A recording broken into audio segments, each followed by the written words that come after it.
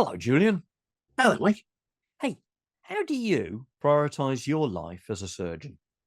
Now you see, I follow the advice of Giles Bond Smith, which is life before wife. You really think he thinks that? Oh, doesn't he? Should we get him on? Better had. Okay. Hi, I'm Mike Brampton. And my name is Julian Hoad. Welcome to Veterinary Ramblings. Attention, listeners. Today's episode is proudly sponsored by Adaptix, the premier solution for assessing long-term life cycle conditions in veterinary practice. Are you seeking a comprehensive tool to diagnose conditions like arthritis, osteomyelitis, and metabolic bone disease? Look no further than Adaptix.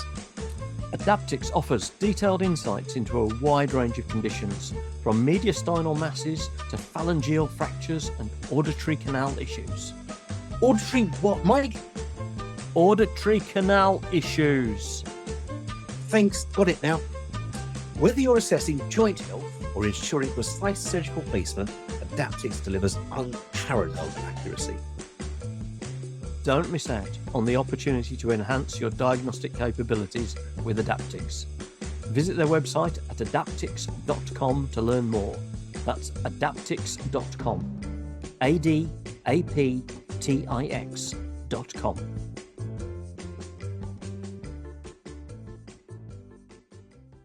So, Giles, we met obviously at the Ethicon Wound Infection Day, and I was so impressed hearing you speak and overjoyed hearing you and your enthusiasm. I thought, we must get you on the VR. Well, it's a true ramble, but I wonder, we often try to wheedle out some true Giles or true whoever we have on, something, so the very essence of them. And I found that the best way of doing that is to get Mike to ask the difficult question. Oh, man. Again? Yeah. One of these days, Julian, one of these days, you are going to man up and you are going to ask this question. Not going to happen. I bottle it. Can't ask it. I blush, I stutter. Mike's much better at asking these questions than me. We go through this every week, Giles. Every guest week, I have to go through this. And he listens and he nods and he says, and he sends me a little note going, go on, ask them the question, And I have a little sip of wine from my Winnie the Pooh glass. It's unbelievable.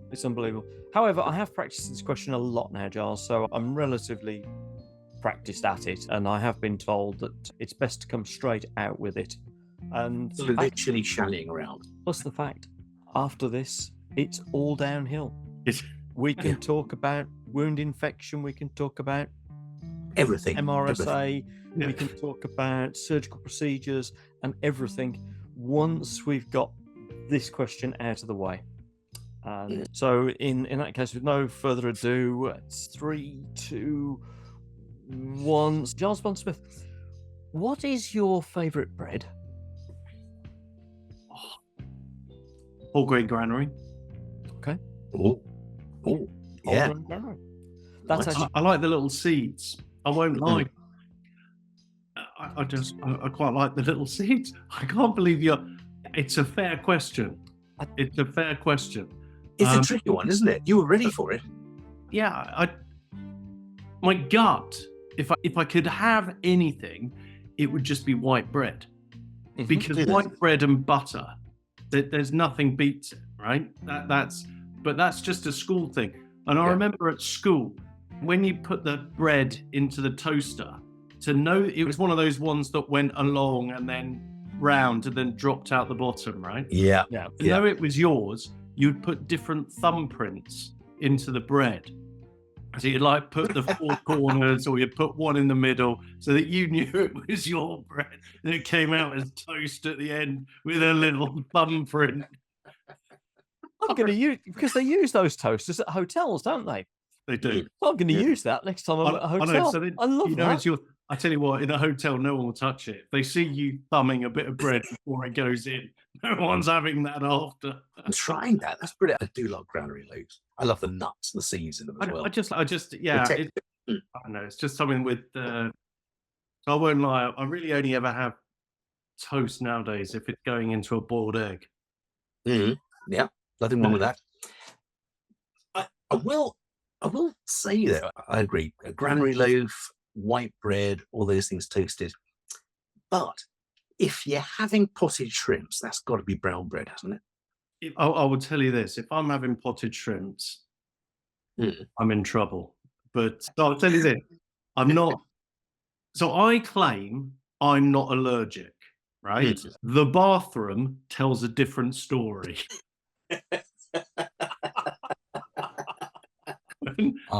It's like that. When I was on my honeymoon with my wife, we were in the south of France, and we went to this fabulous place where there's mussels, and I basically, if I have shellfish, it's not like I come out in swell up or anything like that. I just get pain, abdominal pain, about 10-minute warning, right? I let my wife eat her meal. I was just desperate to have mussels. I love mussels. They just don't love me. It's the same with shrimp and crab and all that. I love it all, but it just does not love me. And anyway, the sommelier came over with this absolutely fabulous bottle of wine. I was drinking a little bit of that, but I tucked into the mussels, and they were absolutely gobsmacked that basically I had this whole pot of mussels in the space of 5 minutes. I was chugging this wine down, this sort of French fabulous wine. And then I was dragging my wife, and we were running with it there for about 10 minutes from when I had started eating. It wasn't a great night for anybody really, but I just loved them. I did love the mussels. Now, would you say it's worth it? Yeah, so I do.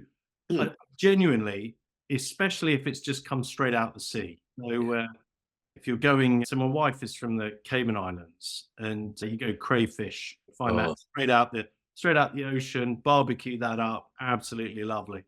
I'll have that disappear, and I don't know. I don't know why I do it.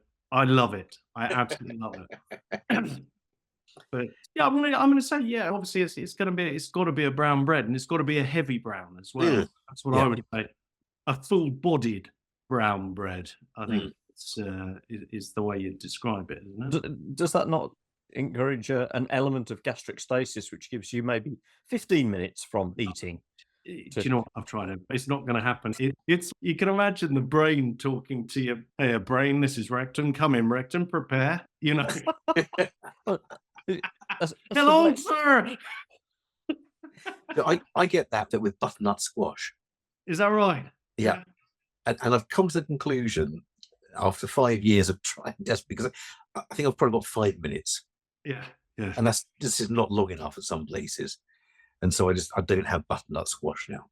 The worst thing is when you don't notice it. So some people will do some sort of sauce that maybe has some sort of shellfish in it, and you're oblivious to the fact that it's come. And then all of a sudden you're having a chat to the host or whatever, and God, you've got. I'm going to stop you there, Martin. Very interesting story. Can we get back to that in a minute? Just going to eyes wide open, running out the door. Exactly. I hope they've got 3-ply. And so now, as a surgeon, would you encourage your patients to have food that they know is going to cause a huge intestine? No, by and large, that's not a great idea, I don't think. But I thought, genuinely, I thought that it was that kind of thing that you would, if I ate enough of it, I could get myself out of it. You know how they do little allergy testing. You can give yourself little bits and build yourself up more and more. No, it doesn't work. No, you haven't tried half a cockle in a parsnip stew or something. Exactly. Build it up slowly like that. I know. And yeah, I'll tell you this though, nutrition is really undervalued in the NHS. If you look around, the food in the NHS, it's not particularly top-notch, I would say. And we rely heavily now on dietitians, nutritionalists to help us as doctors ensure that the patient is getting the right calorific input.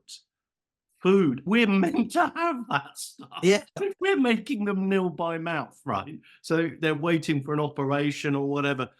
We ought to be giving them something else. So we spend quite a bit of time educating our juniors about the benefits of allowing people to eat and drink if you want, right? You can't, within reason, that is, but you've got to let them eat and drink. And we're pretty good. Our bodies are pretty good at saying, I feel like eating this. And there's things like chocolate, bananas, or whatever, high in potassium. If you're a bit low in potassium, you may crave those things a little bit more than others. But even then, the NHS bananas, I don't think are particularly. They're made of plastic, aren't they? Yeah, well, pretty much. They're normally mini as well. Yes, that's right. You get more Shrinkflation as that way. the NHS. In case someone slips on the skin, you know. No, it's because procurement can buy more bananas if they're smaller. So they're doing better by their metric of getting more bananas. Exactly. Their metric is to get as many bananas in as possible. The trouble is you need 100 to feed one person. Yes, 100 bananas equals 1 vial of Tumel K. Something like that. So now, as we're on nutrition, we were chatting to someone recently, weren't we, Mike, about metabolics and about our reaction to various disease states, given our metabolic makeup, which of course is we think transitory or transient.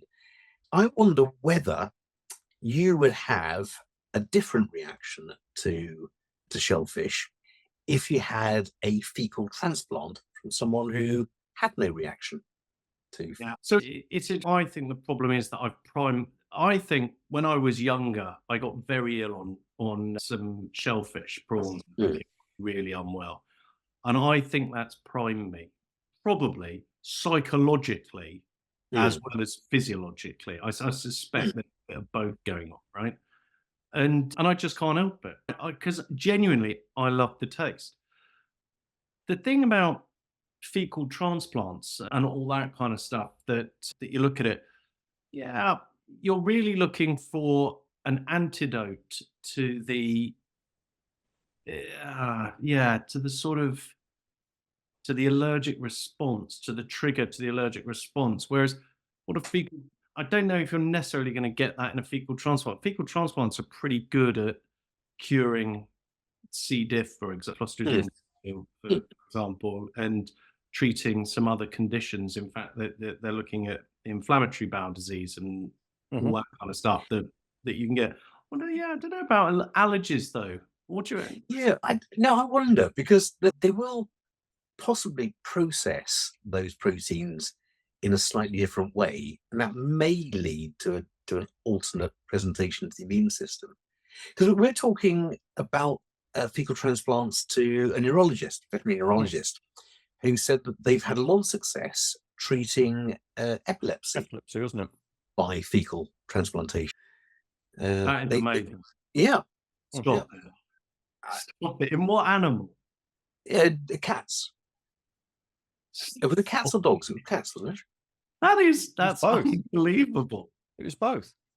Was it both? I think, if I remember rightly, it was both. My mind is not the best, but I've got a feeling it was both, because we got onto that conversation because we were talking about, we briefly touched on utilizing a keto diet to control epilepsy in children, and how Giles, you work in the NHS, you're a human surgeon. He's a human surgeon as well, but you operate predominantly on the primate known as Homo sapiens. But it's considered not practical to control epilepsy in post-teenagers because you lose the control over the subject, and they willfully will go off and fill themselves full of carbohydrate. Right, whereas obviously it strikes me that a little more willpower or some support, not necessarily demanding that from the patient, but a little bit of support to help that person could keep them on track and away from their epileptic problems. But so that we were talking about fecal transplants. It's just bonkers what people who came up with that. Just let's just go back. Who sat there and thought, I know what I need to do? And the conversation must have gone by, you know what we should do? Okay. We should give these dogs some good shit, you know? There is somebody somewhere who has seriously sat down and thought, I know what we need to try and do. And I guess what it will have spawned out of the fact that they're trying to change the gut flora, isn't it? That's what It's they're the whole microbiome, isn't it? Yeah, modifying the mod and trying to do it. And the way that we're going to do that is I'm going to pinch this one off, I'll swivel it up, throw it down my wife's neck. I mean, where does that come from? Here, darling, you know you can't eat prawns. Try this. Oh no. Well, I've seen some similar experiments where people have been traveling in deepest, darkest Africa or out in the wilderness and have been suffering badly from the diet that they're by definition having to eat because of their environment, and have used fecal transplant from locals to change the microbiome to enable themselves to adapt to that local environment. I've got a feeling it probably came out more of a conflict situation of eat shit and die. Yeah. Actually, I feel a million times better. Thank you. Eat shit and feel good. Yeah. Be the alternative one, wouldn't it? Your area of interest isn't necessarily like fecal transplants. It's more the cutting edge, isn't it? Quite literally. Yeah. Changing general surgery, and my specialty is liver and pancreatic surgery. All right. And then since arriving in Oxford, I've shifted into emergency general surgery, and now I also do some abdominal wall reconstructive surgery, which is like hernias and all that stuff. The thing is, I think this is true of most surgeons, every time you operate or see something new, you think, that's amazing. I've got to learn how to do that. And the challenge is to not try and be the jack of all trades, but to try and specifically focus and become excellent in your area. And I think that for me personally, HPB, liver and pancreatic surgery, gave me the grounding to sort out most pathologies within the abdomen, which is the area that I quite liked. And I really enjoy the whole medicine behind GI surgery, be it stomach, bowel, colon. I really enjoy it, but I specifically like the pancreas, the connecting tube work, the biliary tree and the liver within that. And a lot of it goes wrong badly, which is why I sit quite well in emergency surgery as well. Pancreatitis is quite bad, gallstones, and that's quite bad. Ulcers, they perforate all the time. It doesn't matter how good our medicine is, how good our diet is, people still smoke, get stressed, do the bad things, and come in unwell. And the beauty about being a surgeon is you get that quick hit. You come in, someone unwell, you make a diagnosis, you take them to theatre, you sort them, and they go home. It's quite a sort of a dopamine high that you get from surgery. You know? I absolutely agree with you. I love abdominal surgery as well. And I feel so sorry for dermatologists who will never get those sort of highs. No, but they love them all. They love them, yeah. But then here's what I say for the juniors. Look, everybody's different, right? And here's the thing. It doesn't matter what you like. You just got to like it in your job, right? Because then you'll become exceptional in your job. So I've got some of the juniors that come through my surgical unit. They're never going to be surgeons, but they have to do a bit of surgery, so they come through. So me trying to convince them to be surgeons is not necessarily going to work every time, right? And some of them like psychiatry, dermatology, medicine, and all different types of surgery. And all I say is that's absolutely fine, so long as that's what you love. Because in order to become exceptional, you've got to live, sleep, breathe it. It's got to become part of you. Because even when you're absolutely shattered, your family are screaming at you because you're working too hard, you still have to read that journal. Yes. You have to pick that book up. You still have to want to understand, want to learn more. And if you don't love the subject, you'll just become miserable. Yeah, Absolutely. You're singing from the same book as me there, Giles. I've mentored a lot of surgical students, and you can tell the ones that have that hunger. And that's how I think of it. They're the ones who say at 7 o'clock when you're about to deal with a gastric dilatation of volvulus, they're the ones who say, oh, can I scrub in? Not the ones who say, oh, I'd love to see it, but I've got to go home. Yeah. And and you know what? Yeah, I'd love to. I want to go. Is just as valid, right? I feel like I'm becoming, the older I'm getting, I feel the woker I'm becoming. Back when I was growing up, it was knife before life, before wife. That was when I was growing up. That's what I got. The knife comes first before your life, and if you're lucky, there may be a wife at the back at the end, but just get your knife sorted. And that life's moved on. The juniors coming through don't see it like that anymore. They don't. And there's rights and wrongs to that. But here's the thing, they're the future. So there's no point trying to mold them into something that's going to only antagonize them. What you've got to make them be is the best that they're going to be. And that still comes down to what do you like? And if you like, for me, sitting in clinics, talking to people with long-term chronic problems is not me. I find that really difficult to do.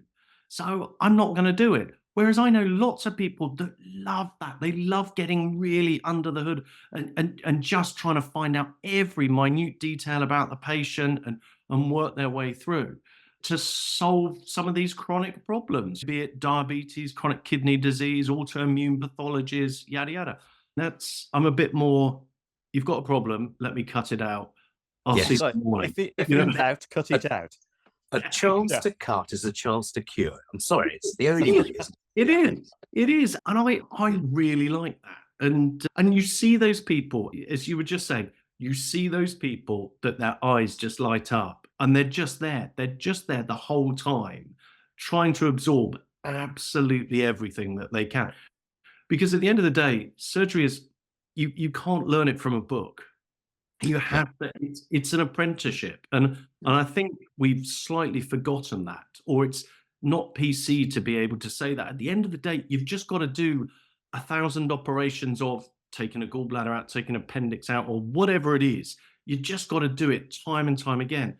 I don't know about you, but you can spot, it's difficult. You can spot good surgeons and you can sometimes spot great surgeons. What's really easy is to spot those people that are never, ever going to be able to make. They just don't have that spatial awareness, that hand-eye contact. And you think, it doesn't matter. They could be here for the next 20 years and it's not going to work.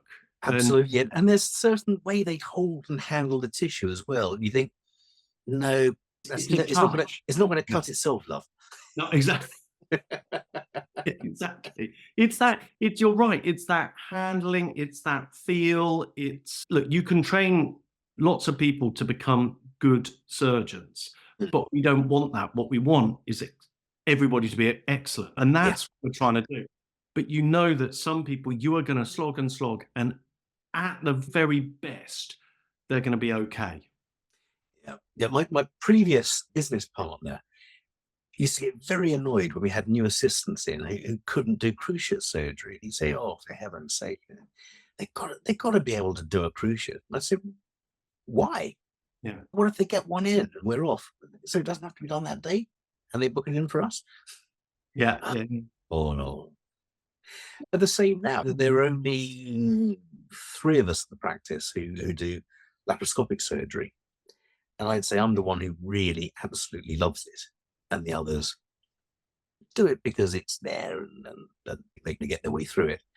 But I just, I've lost count of the number of laparoscopic spays I've done, but I still love them. Just a simple, routine keyhole spay. Absolutely adore it. Tell me this.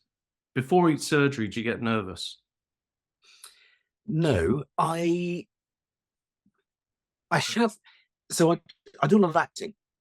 And before I do surgery, I have the same feeling I do when I'm about to go on stage. There's a sort of nervousness, a sort of adrenaline.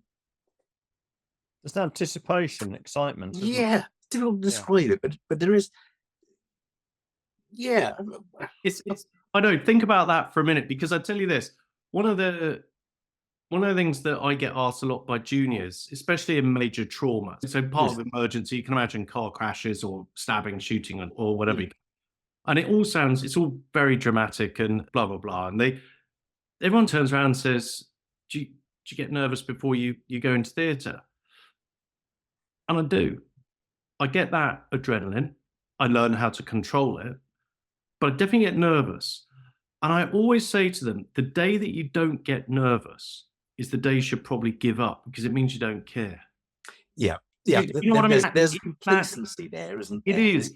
And it's that I've had different periods of nervousness, if you see what it, or that adrenaline. Because when I was a junior doing, I don't know, say taking appendix out, for example, you get to a point where you can take an appendix out, right? But then you have a bad one, right? And you end up having to take some of the colon away at the same time in a young person or whatever, and it's not gone well. And then for the next 10, 20 after that, that's in your mind, and you've got to get that out. You've got to deal with it and move forwards. But that knowledge never disappears. The appendixes, however simple they may be written in the book, however much we may dismiss them as a training opportunity, you've only got to see one go bad to suddenly change your perspective. And over time, you get these ups and downs as to, you think you've mastered it, and then you haven't. You know? And that's what I like about surgery, is it doesn't matter how long you've been in the game, something is going to surprise you, right? Yeah, absolutely. I was doing a pedicle flap, actual pedicle flap, the other day. Now, I know people have axial pedicle flaps as well, but I'm not sure whether the same ones are there. I imagine not, because one of the most common axial pedicle flaps in dogs is the caudal superficial epigastric, and I don't think we have as developed, because it's basically it aligns with the mammary chain, and of course that's rather defunct in humans, as they only have 2 rather than the 8 that our pets have. But anyway, I removed a Marcel tumor from the back of this dog's leg, elevating the caudal superficial epigastric, which normally is reliable, goes up to about the 2nd teat, and this one stopped about that far up from the inguinum. At which point you got a hole half the size of the dog's head on its rump, and a flap that isn't going to get halfway there. It's surgeons call a fuck moment, isn't it? And that was really exciting, because I thought, what I haven't done is an inguinal fold flap for ages, and I reckon I could probably get it to fit. And so there's that momentary, oh my God, what do I do? And then you think, oh, yeah, I think I can do this. Let's try and get that to work. And it works. And then, as you said, you never forget it. You know, but there's that adrenaline that kicks in. And here's the thing, right? You when it doesn't go right, or it's not that it doesn't go right, when a curveball's sort of thrown in there, do you have the ability to stay calm, think coherently, reflect back to when your boss was screaming at you 20 years ago, blah, blah, blah? Are you that person that can do that? Because that's a strong skill that you've got to have in a moment of absolute shit. What am I going to do? You have to do something. Yeah. You know, and actually it's a resilience thing as well, isn't it? We all talk about resilience these days, and training resilience and ensuring that we're all resilient. Yeah, I don't know. I like that space. I exist in that space. A lot of my day is in that. What are we going to do here? I'm not talking about just generally surgery. I'm talking about COVID hit. Everybody, all the management left the hospital, and 2 billion people turned up at the hospital doors with a disease that we didn't know much about, but apparently it was going to kill everybody. What do you do then? You know, so there's the whole management side of my job, as well as the surgical skills. So I kind of love being a surgeon, if I'm honest. Have you sought help for this dopamine addiction of yours? I know. I know. I'll tell you what it is. It's called a pint at the end of the day. But I'm probably not allowed to say that anymore. We always used to just, I tell you what, we used to just go for it. We used to go for a pint after work, right? And the boss would be there by the first round, and he would turn around and he would say, "You did well today," and just give you honest feedback. Yes. Say, you know what? Actually, it was a bad day today. You didn't do great. This is what you should do. And it was just talked about over a pint, and it was not viewed as anything aggressive. It was just a sort of feedback and debrief and de-stress and work out, am I on the right trajectory? Yes or no? We just don't do that anymore. You don't. It's interesting because many years ago I spent a lot of time in St Thomas's in the ITU. And one of the things that impressed me most was that even as a lay member of the team, I was incorporated into the debrief. So I would have to go to the ward handover, the brief for the team coming on, and the team coming on would leave. They'd go off onto the ward and do the ward round. And then before you went and changed and left, we had a debrief. And it was a case of, what did you think about that? This went well. So you're saying you don't actually do that anymore? No, we're just not that. Look, everyone talks a great game, right? But do you deliver it every day? Not really. I walk around 5 o'clock now. I walk around the wards and make sure that the juniors are going to leave roughly on time. They're all professional by and large, and they will work there until the job's done. The problem is the job is never done. So if you don't tell them to go home, they will be there until 8, 9, 10 o'clock at night, and they will be there doing that every day. And it's so they've got to be given permission nowadays. Go home. The boss is telling you home. It's 5 o'clock. We're coming up to 5 o'clock. And often they'll turn around and say, "Oh, I can't. I've got too much work." That's absolutely fine. I will then go and find the night team or the late team and say, "There's 3 patients that need to be seen. 1, 2, 3, job done." Turn to the original and say, "Go." That's about it. You know what? We have a summer party and we have a Christmas party. And our Christmas party, we try and get as many senior people there as possible. So consultants, for my unit, consultant surgeons, consultant physicians, because we have some medics that work on our unit as well. Senior nurses, matron comes along, the sisters are there. Why? Because we want to show we want to say thank you, and we want to just give out a couple of awards to people just to say, "Hey, look, it was noted. This, we saw what you did this year," type thing. And that's how it's moved. It's moved to that sort of thing. We're definitely not encouraged to do Thirsty Thursdays, which used to be payday Thursday. Yeah. The hospital would decamp into all bar one or the local pub or whatever. It would be carnage, right? No, that's just not happening anymore. If I posted out, I think to my team, there's people that don't drink. There's people that's offensive to nowadays. I'll turn around to people maybe and say, "I'm going for a pint at the White Hart or whatever. If you fancy joining me, join me." But even then, I'd double check myself on that, because I'd be excluding certain people of the team, and then you get kickback for why are you being excluded? And I'm like, I'm not. I just wanted a pint. And it's bad to drink on the wards. It is. In my first job, a mere 27, 28 years ago, in mixed practice, we would go on a Monday lunchtime, we go to the pub. Yeah. And if you were on farm animal duty that afternoon, you didn't have a pint because you had to drive. Yeah. If you're on small animal duty, you have a pint because you have to drive. And most of the time, we met up with clients we were going to see that afternoon. And then they were fine. And we chat, we talk about how their cases were, how did that carving go? All right? Yeah, it was all right. Do you know? And Bill do it. Is he all right? Yeah, did you do a good job? Just did it in a different way. How's the car? And that sort of thing. It was a safe space. There was no, I'm going to call the RCVS on you. No, I tell you what, a lot of niggles got ironed out in that environment. Yeah.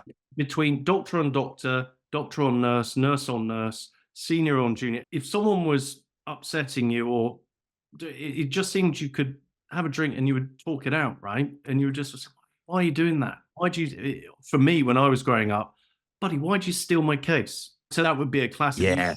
You would see that there was an appendix case. I would be on call. It would be my case, but I would get caught up. And then someone else would jump in front of me and be scrubbed. And then, not a great thing to do, but that's the kind of environment it was. You just chat to them afterwards. Yeah, and then I remember just follow them home. You know, with a baseball bat. I was very angry with Steve once because he nicked one of my thyroidectomies.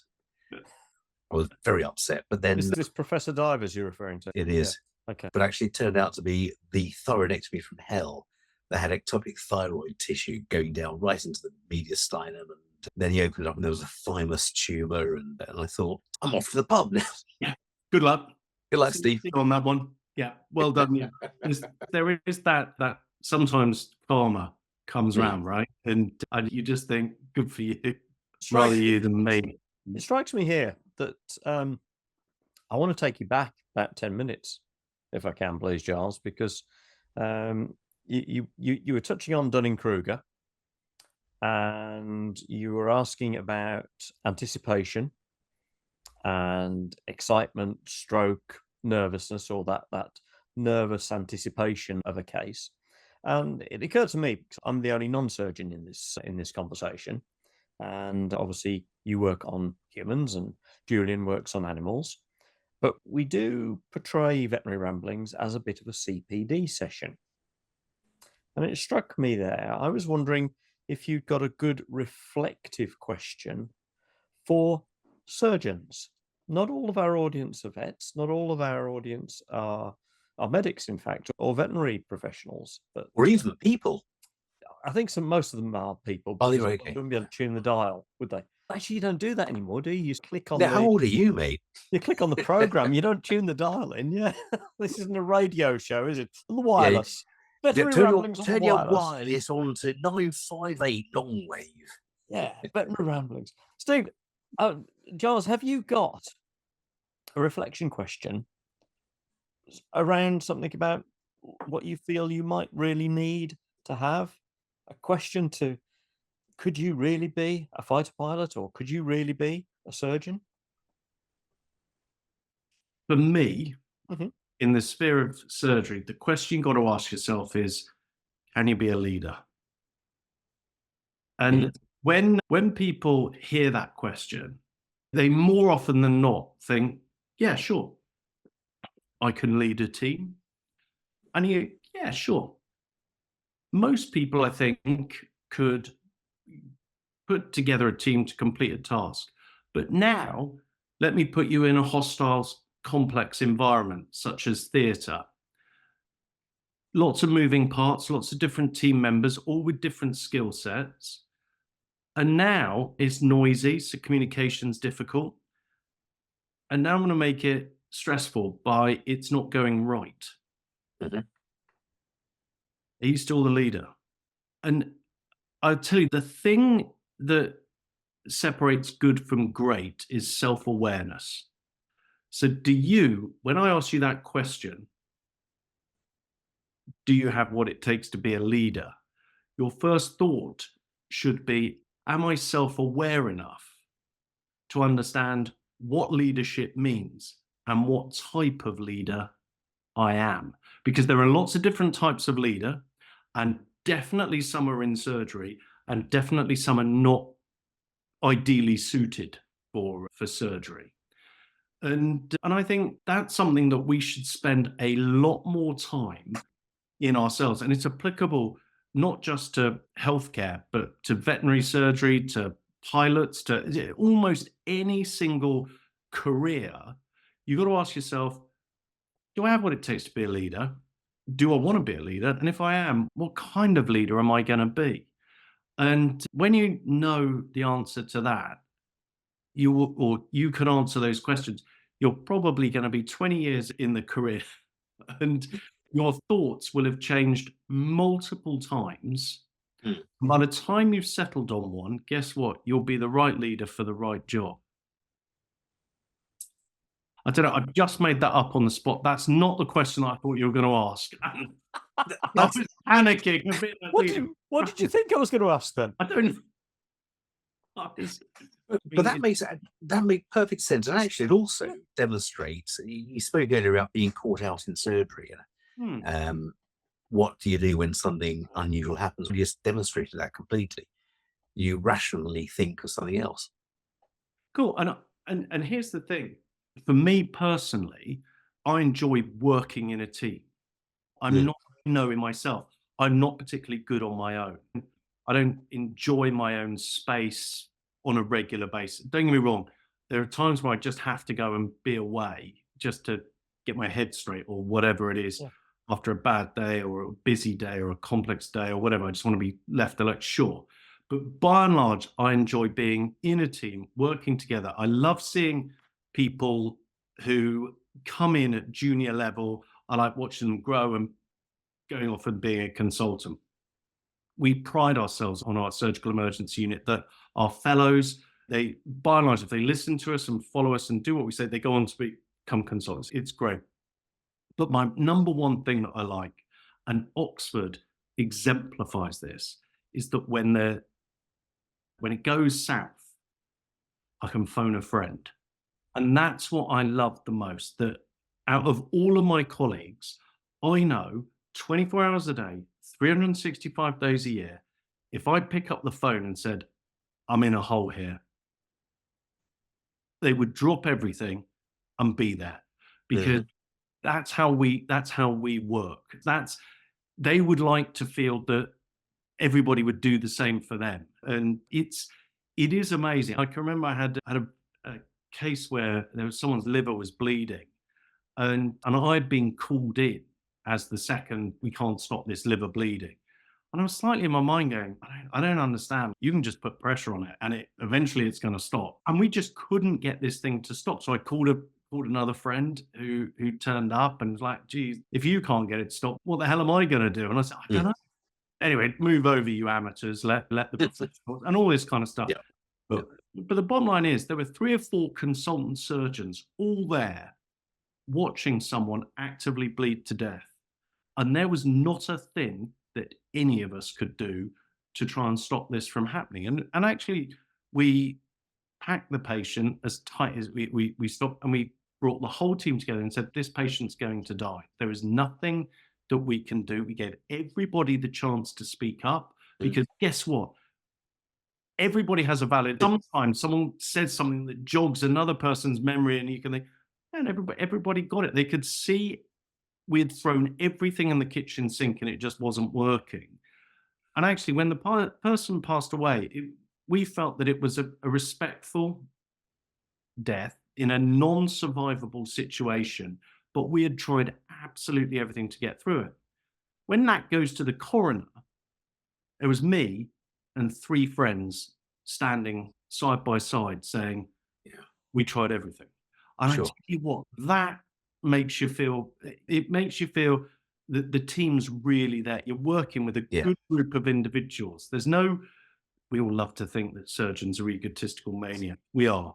By and large, it was lovely to just feel supported and be part of a team that works or supports. Sure. I can't say works that well because the patient died, so it didn't go that great. Well, no, but the patient was always going to die, weren't they? Correct. Yeah, correct. at some point in time. But surely the lesson from that is that you should, instead of phoning a friend, you should have asked the audience or gone for the 50-50.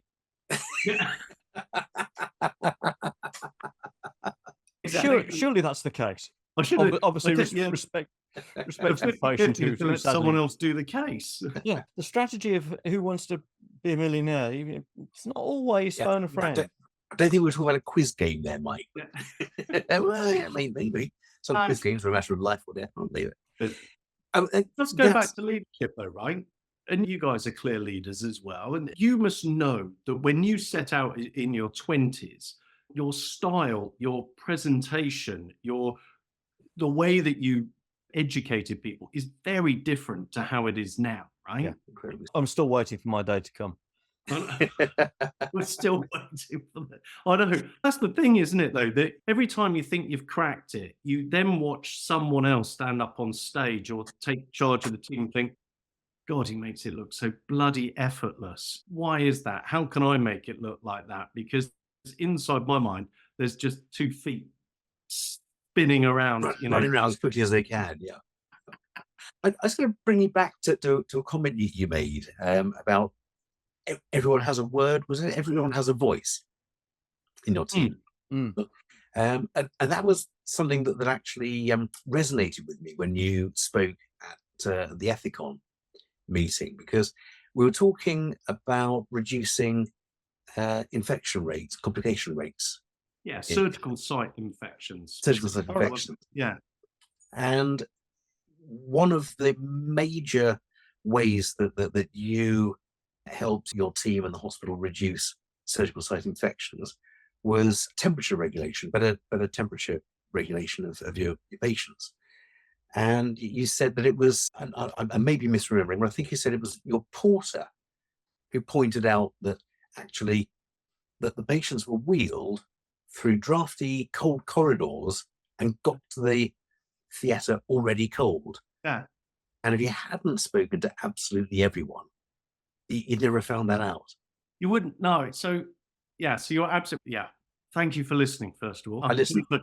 Conveyed that. But you see, what I did in there is that's quite a salient. Temperature regulation in reducing surgical site infections is hugely important. So I always throw this anecdote on the end of that to make it stick in people's mind. There's a lot of, in that talk that you heard, there's actually quite a lot of psychology that goes on in trying to stress points without making it seem like they're being stressed to you. So you remember the porters and the story and then remember the temperature. It's not like I've asked you to remember 10 things in a bundle. That's too difficult to do. But yeah, you're quite right. So the ports, what's happening is temperature is really important. The patient must be normothermic at the time of knife to skin, 36 degrees or above. And what we were finding is that none of our patients were. And when we couldn't work out really why that was, and then we narrowed it down to the fact that they're arriving cold. And then why are they arriving cold? I assume they're arriving with their blankets all over them. Nope. And it's because the ward, if you remember, wouldn't let the patient leave with a blanket. That's right. It's their blankets, and it comes out because it went into budget. the theatre wash. Yes, that's right. So the ward would send the patient down with the blanket, would arrive in theatre with the patient. The blanket would be taken and put into the theatre wash, and the theatre would then get that reimbursed back to them and end up with 4,000 blankets, of which they then binned them off. Whereas the ward is losing a blanket every time they send someone down, right? So they would stop, and then they were getting penalised for losing all these blankets. This is the NHS. It's just mind-boggling, isn't it? It's so annoying. So the porters were the ones saying, "Oh, it's not our fault. We're not allowed to bring the blankets down because of all this kind of stuff." Anyway, we sorted that out. But actually, the porters went one step further, and they found that there were these mobile warming blanket or hot air blowing in bear hugger type. Bear hugger, exactly. Yep. And they're mobile, and they moved down. And the porters had seen them moved around the hospital. So somewhere, some departments had this stuff, but we didn't in my department. And it was the porters that explained this. The nurses up on the ward explained. The whole thing, we're now talking about normothermia, reducing surgical site infection rates, and I'm relying on a porter and a nurse from the ward who had nothing to do with the interoperative theatre team, but are 100% affecting outcome. And that's why we love the way that we set things up, because we included everybody and gave everybody their chance to speak up and come out with, hey, what's your view on the world? My perception is we're doing everything right, but the perspective is that we're not. And I needed to get outside of my perception, see the whole perspective, and then bring it back to a reality of perception, which was improved. So we talk about the difference between perception, your perception versus everyone's perspective. And that's what we need. It's amazing how people change. I'm going to say thank you for that, Giles, because next time I'm talking about anaesthesia, I'm going to add temperature and infection control at wound sites into that, because from the anaesthetic point of view, we're normally talking about metabolism. Yeah. And not necessarily considering the surgical site that is so important. Anaesthetists play a huge role for us. Obviously, I put the patient to sleep, but no, there's... and they wriggle so much when they're not asleep. If you know it's so difficult. It's so difficult. Giles, they wake them up as well. Yeah. Oh, no. So normothermia, it's not just about the starting temperature or the finishing temperature. It's about the interoperative temperature, which can absolutely tank depending on the type of surgery that you're doing. Right? So that's one thing. The second thing is ensuring that the correct antibiotics are given at the correct time. This is, again, hugely important because in the veterinary world, just like the NHS, my hospital in Oxford will have a different set of antibiotics for the same operation than Newcastle, because the microbiome, the sort of the way that bugs breed and stuff like that, they'll have a different spectrum in Newcastle compared to Oxford, and you've got to give the right antibiotics. But you've got to give the right antibiotics at the right time. There's no point giving it way too soon, and there's no point giving it after you've started operating. You've got to get that absolute peak, and that's typically half an hour. I'm saying in humans, I'm sure the difference between a horse... Yeah, it's around half an hour. Around half. Depending on the antibiotic, obviously. Yeah. And then... fluoroquinolone, maybe 10 something minutes. like that. Yeah, it's going to be about half an hour, right? But here's the thing: if the anaesthetist anaesthetist's got a lot going on, so we have anaesthetic assistants. Do you have that as well in the vet world? No. The anaesthetists do it on their own. So we have an anaesthetic assistant who draws up the drugs, helps put lines in, and all that kind of stuff to help the consultant anaesthetist, right? Actually, we make it their job to look after temperature. The anaesthetist sorts out the correct antibiotic, correct time, and then they both look after normoglycemia. That's a tough one. I won't lie. Wow. That's a tough one, but there's good evidence. There's good evidence that high glycemic control, even in non-diabetics, significantly reduces your SSI rate, your surgical site infection rate post-op. You know what? So now let's just unpick that a little bit more. Temperature begins with the nurse on the ward, the porter bringing down, the ODA in the anaesthetic room keeping them warm, and the surgeon asking what's the temperature at knife to skin. So there's 4 people involved in ensuring that the patient is normothermic throughout. Let's talk about the antibiotics. It's not just the anaesthetist doesn't actually know which antibiotic to give at which time, because the bioflora may have changed or the government guidelines may have changed. But we would involve infectious diseases and microbiology and the anaesthetic team to sit down at least once a year and say, are we still using the right antibiotics? What do we do for the pen allergies? What do we do for here? Write it all out once a year. Boom. Let's move on. Yeah.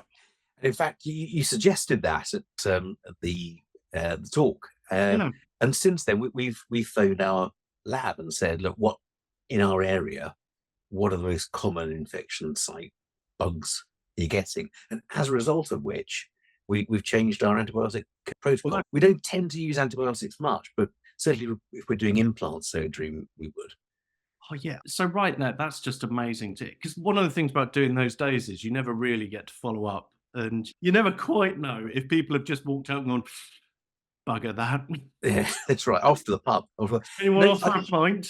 I thought that day you were a great lecturer. I wonder if our listeners might benefit from your lectureship and your abilities tonight. Could we persuade you to rise to the challenge of a 60-second CPD, Giles? Can we rise to a 60-second CPD? Okay, yeah, I can. And Mike's put his time. So Giles Bond Smith will be talking about the bundle to reduce surgical site infections in 60 seconds, starting now. So In order to ensure optimal outcome of the surgical site infections, surgical site and reduce infections, it's important to use evidence for each point. You can't have too many points. We want to try and keep it to less than 10. And I'm going to tell you 8 points. So the first one is going to be clip your patient and clip the area. Don't shave. Use the correct antibiotic at the correct time and seek infectious diseases and antimicrobial help. Use 2% alcoholic chlorhexidine as your skin prep. Ensure normal glycemia and normothermia. That allows you to prep your patient properly, then do your operation. Open the skin and do whatever you've got to do. When it comes to closing, close the wound in layers and ideally use an antibacterial triclosan coated or impregnated suture. And then we should be using a glue dressing to ensure that your patients don't lick their wound open again. Oh, come on. Come on. Stop it now. That was right. Nailed it. Absolutely nailed it. Giles, hang on, that was fantastic. And we got those 8 points beautifully delivered. But how many of your patients lick their wounds? I was only throwing that in at the end. I'd run out of. I couldn't think of anything else because I lick my wounds. I do. Yeah. I've learned it from my patients. Giles, that was brilliant. That was absolutely fantastic. And actually, all of those points make perfect sense. Okay, the monitoring glycemia is a difficult thing, and diets, isn't it? Well, it possibly is, but because that all will of those eliminate the glycemic index. So I always quiz my mentees on health principles. Yeah, and I still think that okay, we can add to those 7 principles, but they are the basis of ensuring that you give your patients the best possible chance to heal. Correct. The breaking it down specifically against the surgical site infection protocols, and you say 10 reduced to 8 for the purposes of the 60-second CPD. That, now you quoted some figures during the talk. Those points reduced surgical site infections at your hospital by how many percent? So we have introduced evidence-based bundles into almost all our surgical specialties. They're not all the same, but they are all evidence-based, and they're all between 5 and 10 points. And they're very much the things that I talked just about there. And our trust has reduced its entire surgical site infection rate by 50%. Whoa. Yeah, it's mind-boggling, isn't it? It is utterly insane. So what makes me laugh is that people turn around and they say, so I can talk about our orthopedic spines, HPB, emergency surgery, and all that kind of stuff. And I can give you individual figures, but for the whole trust overall was 50%. So what people turn around and they say is, but it's Oxford. It's because you've got loads of money. It's because you've got great people. Do you know what? We do have great people, but so because your porters have PhDs. I'll tell you, the one thing that we don't have is money. Nobody has money. And so actually that bundle that I just mentioned there, if you think about it, we are meant to be clipping. We're meant to clip the patient, not shave. Like you're meant to be doing something. So if you're going to remove hair, just don't shave. Use a clipper. So you don't create microabrasions. You've got to do something. So just do the right thing. If you're going to give antibiotics, don't give the wrong. You have to give antibiotic. In our work, you're meant to. So just give the right one at the right time so it works. And so it goes through all the way. The biggest thing I had pushback was the antibacterial sutures, which are these, which people are saying, oh, these new sutures. I think they've been around for 20 years, right? We've been using them and nothing else in the practice for 10 years. Have you? So in the human field, they must have been around. Yeah, they're like a 20-year project. But here's the thing. The NICE, for example, National Institute of Clinical Excellence, have looked at it 3 times. And have come out and said that these sutures on their own could reduce SSI rates by up to 30% just on their own, right? Mm. So I went to my procurement department, said, any chance we can have these? No, Giles. So what we had to do is create the bundle exactly as I basically just outlined there. And we dipped to a plateau.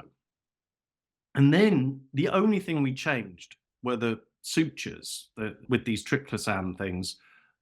And we got an extra 20% reduction. It can only have been that. Now, people turn around and go, yeah, but that's not the 50% that you're talking about.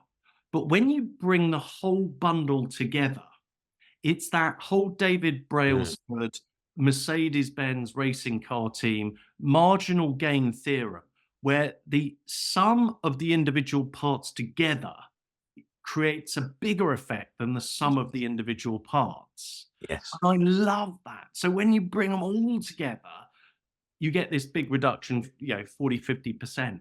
And we go and talk about this all around the UK, and everybody that's done it sees a massive reduction by and large. And when I say massive reduction, I'm saying 30, 40, 50% reduction in their SSI. And it doesn't matter where they're starting from. So we had one surgical specialty that was starting at 3%, right? That was the neurology, wasn't it? It was, yeah, spinal. And they said, but that's fine. Like I did pay attention. High risk. And they introduced their own bundle, tightened everything up, and their SSI rate dropped to 1.6. Yeah, 1.54, wasn't it? So it's like it was nearly a 50% reduction on a 3%. And you're like, come on. I know, absolutely amazing. I went to a practice. I teach various surgical techniques at practices, and I went to one about this time last year, and we got the patient on the table, and they took out the surgical pack and their drapes, and I said, "Whoa, we're not operating today." I said, "Why not?" I said, because you have drapes that are A4 sized on a dog that is 60 kilos. Yep. And they're not going to cover it. We got eight drapes. Actually, no, we can probably rustle up 10. I said, no, that's not how it works. No, we need big drapes. We need to cover it. So I said, let's try another day, and I spent the rest of the day looking around how they did things generally in the practice, and they actually phoned me up. I went round the next week. We did the op. And they phoned me up a month later and said that the tiny little introductions you did means that we hardly ever use antibiotics now in our patients. Really simple things. And they were doing good stuff. They were doing good stuff, but they were doing good stuff at the limit of each part of their aseptic techniques tolerance. Yeah. And that's because their perception is different to their perspective.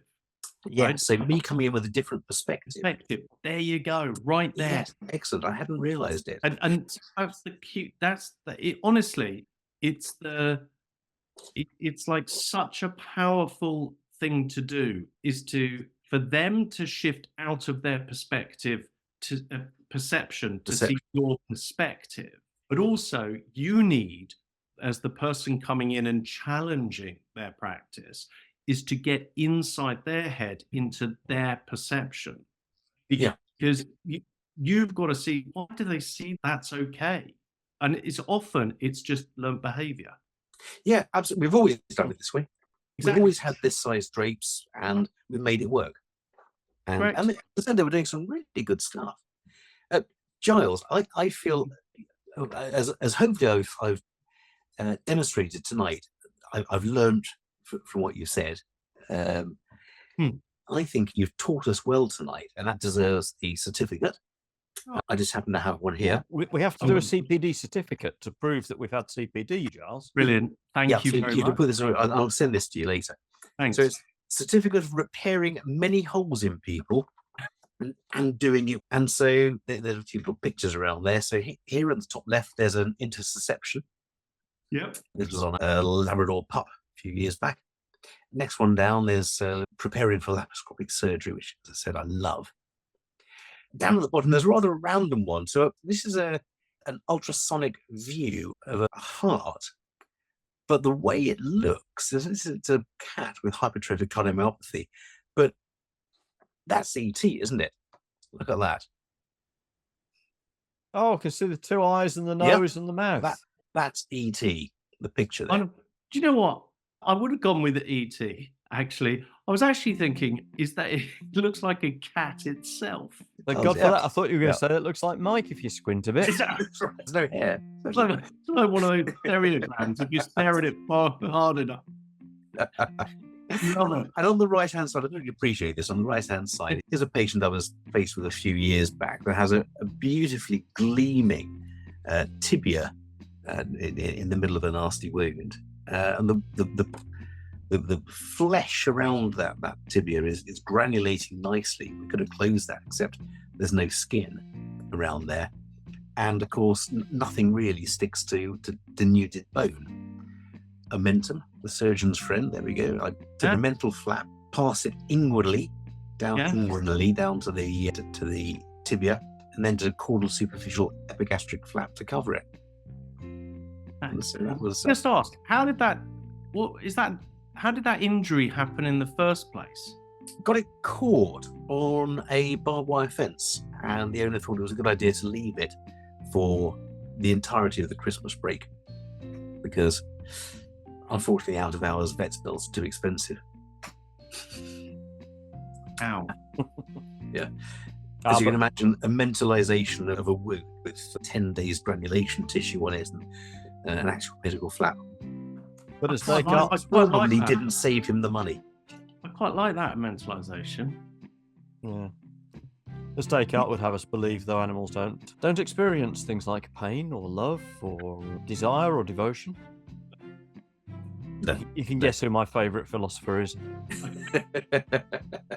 Yeah, brilliant stuff. Honestly, Giles, what a fabulous... It's been absolutely amazing meeting you this evening. I've had a fabulous time. I'm ever so sorry to say, and this is the other thing he always leaves to me. He goes, "Take your time. Mike, do the difficult bit. You've got to say goodbye to our guests. I can't do the difficult bit. Yeah. But Giles Bond Smith, what a fabulous evening. Thank you so much for sharing. I'm sure just a skim of some of the encyclopedic knowledge and stories that you have with us on Veterinary Ramblings. And to our guests, if you've liked what you've heard, click like, share, and please, please, please subscribe to Veterinary Ramblings, because it really does make a difference. And if you've enjoyed some of the stuff that Giles has introduced us to tonight, drop us a line, tell us what more you'd like to hear, and we'll do what we can to help. On that note, Giles, thank you so much indeed. On behalf of Veterinary Ramblings, may your dog go with you. May your dog go with you. Cheers. Cheers.